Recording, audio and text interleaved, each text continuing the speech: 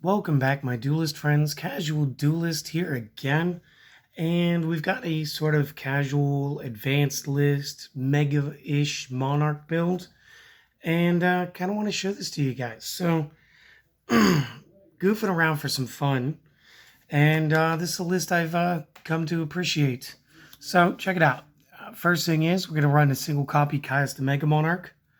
And then we're going to have two of the previous form regular Caius. We're going to use a single copy of Karaz.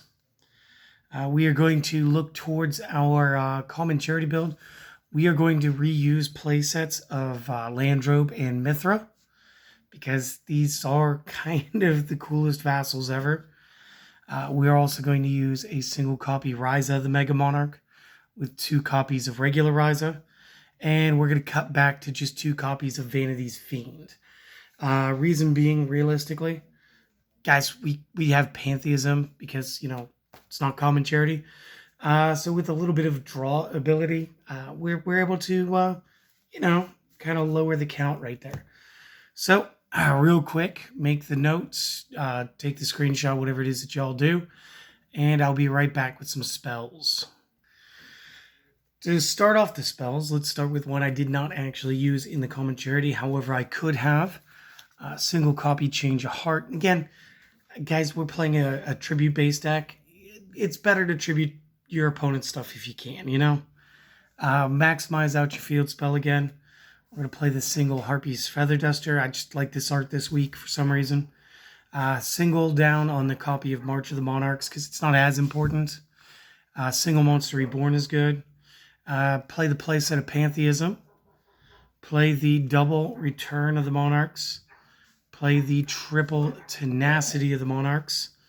And round it out with three of the Monarchs Stormforth because, again, I never get tired of tributing my opponent's cards. Go ahead, ignore the dogs who are yelling real quick. There's a bit of a party going on. And I'll be right back with some traps for you. All right, and on to the traps. Not that the dogs have calmed down any.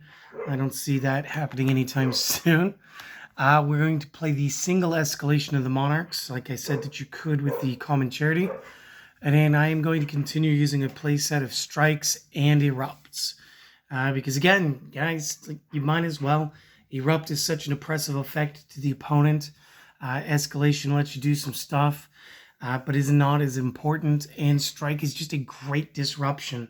Again, this is meant to be more of a casual build. I've got the more competitive one for tomorrow. That's right, you're going to get double videos all weekend. And yeah, so that's the end of the list. If you guys were just here for that, I want to take a second and thank you for stopping by. Everybody else, you want to go over the effects, we'll go over the effects. We're going to do this a little bit faster because, again, we just did most of these cards beforehand. So most of them we're going to skip, and we're just going to try to get this done real quick for you today. So the first guy is going to be Caius the Mega Monarch. Additionally, and this is going to be a Mega Monarch effect here, you can tribute these cards by tributing one tribute summon monster instead of tributing two. If this is tribute summoned, target a card on the field, banish it, and if you do, inflict 1,000 to the opponent. Then if it was a dark card, banish all cards with the same name from hand, deck, extra deck, and graveyard of the player that controlled it. So again, against certain decks, this could be a real pain. And it's guaranteeing 1,000 points burn now. Additionally, if this was tributed by tributing a dark monster, you get to target two cards instead of just the one, which is just fantastic. It's super oppressive and can literally break certain decks in half. Then you got Caius again. When tribute summoned, banish a card on the field. If it's a dark monster, burn another opponent for 1,000. Again, it could be your own card. That'd be fine. And the originals from the original starter deck. How cool is that? To Karaz, we did not play this guy last time. When this is normal or special summoned, you can destroy up to two cards on the field. And for every card destroyed, that card's controller gets to draw one card. This card may not attack during the turn it is normal or special summoned. Again, this is a great use of escalation. Do this during the opponent's turn. Blicky blam everything on their side of the field. Sure, they get a couple of cards, but if it's enough disruption, they're going to have to pass this turn, and this guy will then be viable right off the rip. Landrobe again, as a quick effect, not as a quick effect.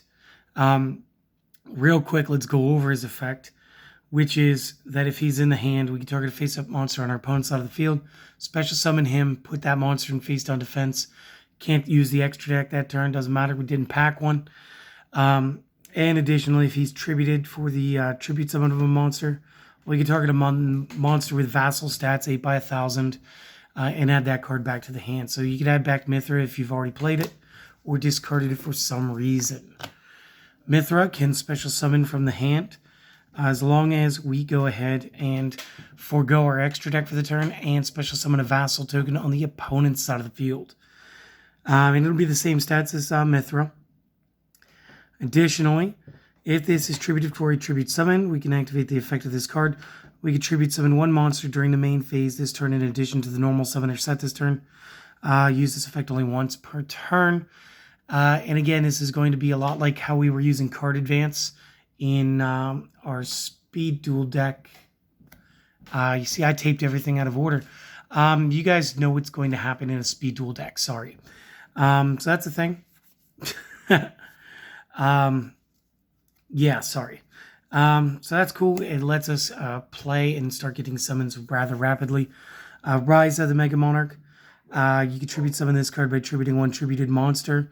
If this is tribute summoned, target a card on the field and one in either player's graveyard. And then if this was tributed by tributing a wind, you may target an additional card on the field. Place the original targets, field targets, to the top of the deck in any order, and then return the additional card to the owner's hand. So again, you're going to want to target a card in your own discard while targeting 1 to 2 cards on the opposing side of the field. And what this is going to do is disruption there and recursion for you.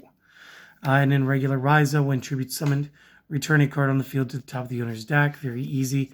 And Vanity's Fiend, still not letting players special summon monsters. Going into the spells, Change of Heart, just great. You guys know this one. Domain, pretty long-winded. We went over this. The bullet points are, if we don't have an extra deck and we control a tribute summon monster, then our opponent cannot play from their extra deck. We could pump up one of our tributed monsters by 800 during damage calculation once per turn. And we could reduce the Mega Monarchs to a single tribute by star level, regardless of anything else, just through the effect of this. Feather Duster, disrupt the opponent back row. March gives you untargetability and non-destroyability by opponent card effects to your tribute summon monsters. And again, play around with the ratios. Maybe you value this at 2, so go ahead and play it.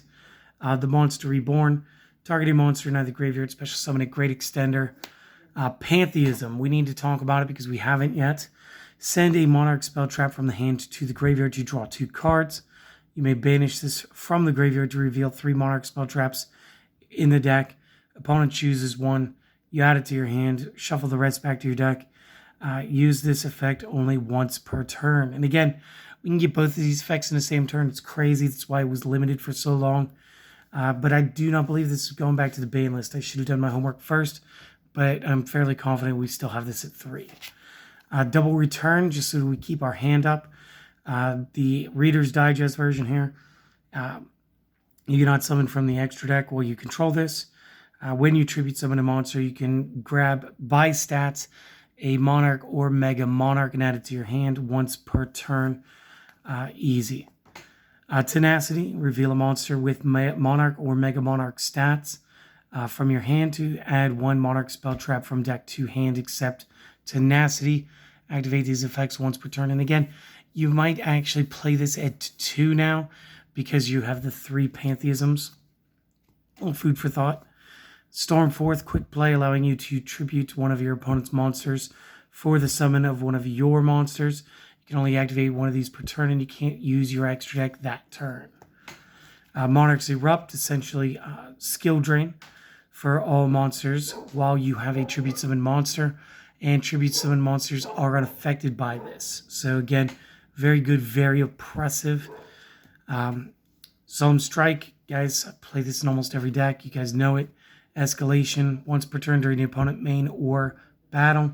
You can activate this effect and then immediately afterward tribute summon 1 monster. So again, we can play around during our opponent's turn. So guys, that is it. Nice little casual-ish Mega Monarch control. And again, you know, it's June now, so that's cool. I hope that you guys enjoyed this as much as I enjoyed playing and building this. Come back again later and we'll have some more stuff for you. See you then. Peace.